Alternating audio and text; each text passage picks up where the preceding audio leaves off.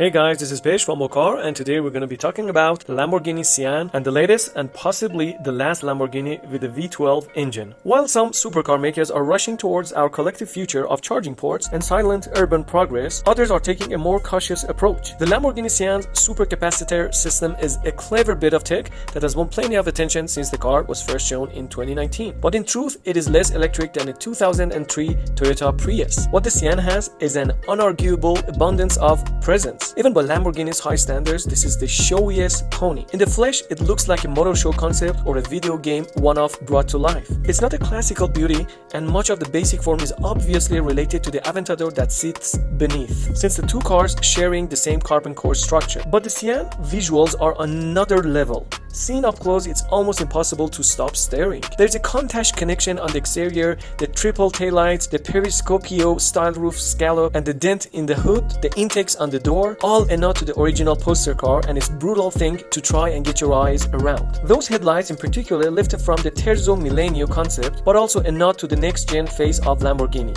Those add an extraterrestrial quality to the front end. Around the back, a pop-up spoiler that rises to sit flush with the carbon fins either side is the obvious part of piece, but we prefer the four square cutouts just below the slated engine cover. Vents that open when the exhaust temp hits a certain threshold completes the back end of this absolute monster of a car. The cabin is less original though, and feels less change over the Aventador than it probably should be given what is basically a tenfold increase in price. The Sian gets a greater abundance of plusher materials and also a very nice looking portrait-oriented touchscreen in place of the old car's obsolescent Audi base infotainment. Neat details include 3D printed air vents and an electrochromic glass panel in the roof that can be dimmed electrically. But packaging is no better than the Aventador, with the combination of a fixed back bucket seat and a low roofline limiting headroom. The Sian's V12 is no different internally from the Aventador SVJ's monstrous 6.5-liter engine. It features exactly the same friction-reducing internals that help raise the SVJ's output from 690 brake horsepower in the regular Aventador S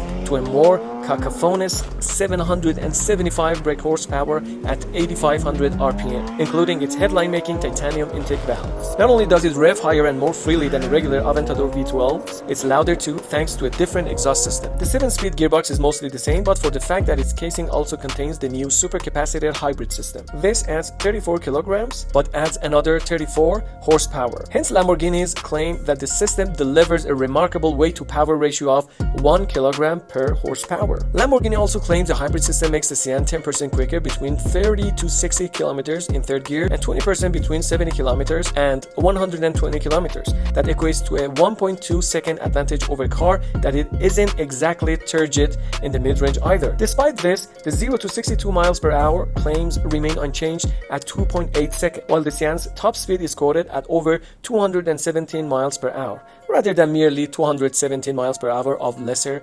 Aventadors. First thing you'd notice behind the wheel is the ride. It's firm but extremely well damped. There is some calmness and control to the damping that you simply don't expect from a Lamborghini that looks like this. The gear changes are surprisingly shaky, as they always have been in Aventadors when left to their own devices in Strada or Auto. Switch to sport mode and the throttle response becomes much more natural. The ride also gets firmer and noisier, but not necessarily worse, while the steering doesn't feel much different either, with a grainy precision that's neither lovely nor awful. It's not until you select the Corsa or manual that the darkest and the best sides of the Sian reveal themselves. The quality of the noise level that comes out of the tailpipes and which fills the cabin as the V12 screams demonically up through 5000 RPM to its 8500 RPM cutout in second gear is not something you will ever forget in a hurry. The acceleration the Sian produces in its lower gears is also completely ridiculous, physically uncomfortable even when experienced within the confines of a public road. Subjectively, the e-motor does seem to fill the gaps nicely between the ratios too, smoothing out full-bore upshifts where lesser Aventadors deliver an unwanted thump to the back of the head under the same loads. The gearbox in Corsa or manual does work beautifully,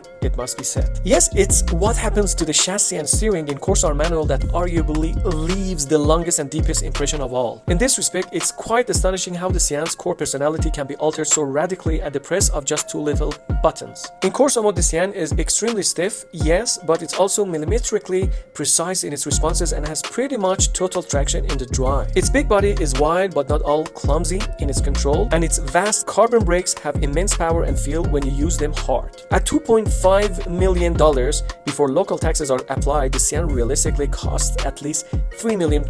Yet its price is almost of no consequence to the sort of customers who bought all 63 examples the moment they went on sale in 2019. Because in all likelihood, this car's value will rise, not fall over time. So although it costs broadly the same as a Bugatti Chiron and is not anywhere near as radical as the car technically, in the future it may well be worth more due to its limited numbers. Lamborghini will also produce 19 Sian Roadsters that will cost even more money than the 63 coupes, and all of those have already sold out too, ensuring that the gap between the haves and the have-nots in this world has grown wider still. So this is it guys, concise and precise as always. If you enjoyed this video, please hit the like button, put the notification to all and subscribe. And if you have any suggestion for our upcoming videos, we'll take it to the heart.